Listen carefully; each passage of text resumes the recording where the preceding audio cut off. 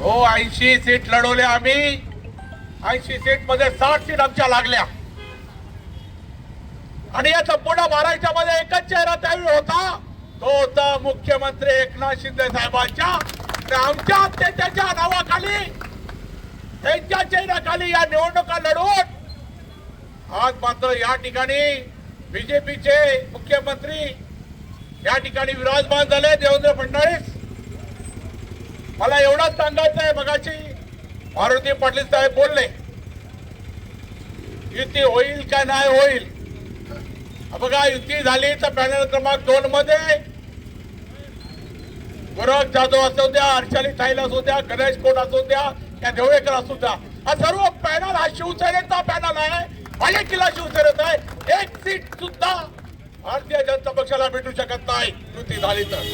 शिवसेना जय भवानी. आणि युती नाही झाली तरी या ठिकाणी विकासाचा चेहरा एकच आहे, तो म्हणजे दुर्योधन पाटील. दुर्योधन पाटीलच्या रूपाने या अटाली वडोलीमध्ये विकासाची गंगा वाहिली. अनेक ठिकाणचे रस्ते, अनेक प्रकारच्या गल्ल्या बघा. या ठिकाणी ड्रेनेजची व्यवस्था असो, गटारीची व्यवस्था असो, पायवाटा असो, रोडपत्ती असो, शमशानभूमी असो, अनेक प्रकारची कामं दुर्योधन पाटीलच्या नेतृत्वाखाली या अटाली वडोलीमध्ये करण्यात आली.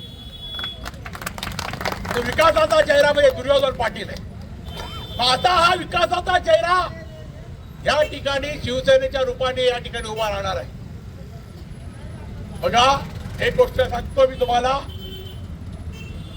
सर पड़ोसी की तमन्ना अब शिवसेने के दिल में है. सर पड़ोसी की तमन्ना अब शिवसेने के दिल में है. देखना है कि जोर कितना विरोधी पार्टी में. त्यामुळे विरोधी पक्षाला आम्ही तर भूमिसपाटच करू, आपला असो या परका असो. कारण का महाभारत झालं, भावाभावामध्येच झालं. पण शत्रू तो शत्रू असतो. गीतेने आम्हाला हेच सांगितलंय की शत्रू समोरचा भाऊ असला तरी सुद्धा त्याला मारल्याशिवाय विजय भेटू शकत नाही. पण युतीचा उमेदवार का असू नये आमच्या समोर,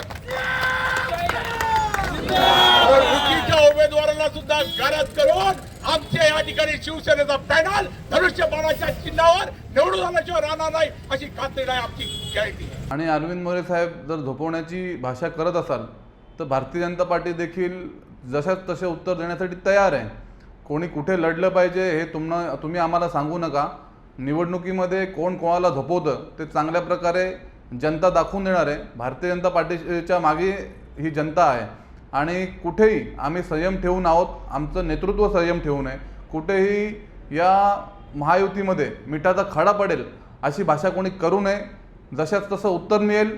परंतु हे वातावरण, जे चांगलं वातावरण या महाराष्ट्राचे मुख्यमंत्री देवेंद्रजी फडणवीस असतील, आमचे प्रदेशातले रवींद्र चव्हाण साहेब असतील, यांनी जो पुढाकार घेऊन हे वातावरण चांगलं राखण्याचा जो प्रयत्न केला आहे त्याला कुठेही कोणी वाईट वळण देण्याचा प्रयत्न करू नका. कल्याण डोंबिवलीमध्ये जे काय आमचं पक्ष नेतृत्व निर्णय घेईल आणि कोणाला झोपवायचं आहे त्यांना आम्ही झोपवू, ते आम्ही तुम्हाला एक कडक इशारा आमचा देतो भारतीय जनता पार्टीच्या माध्यमातून. आमच्यासमोर आमचा शत्रू कोण आहे ते स्पष्ट आहे आणि त्या शत्रूला झोपवण्यासाठी आम्ही तयार आहोत. परंतु जर कोणी आमच्या त्या शत्रूला झोपवण्याच्या आड येत असेल तर त्याला देखील आडवं करण्याची क्षमता भारतीय जनता पार्टीच्या कार्यकर्त्यामध्ये आहे, नेतृत्वामध्ये.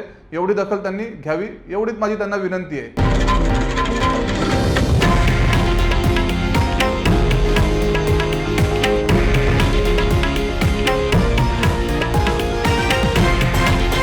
हे आहे देशातील नंबर 1 न्यूज नेटवर्क आणि आपण पाहत आहात TV9 मराठी, एकमेव.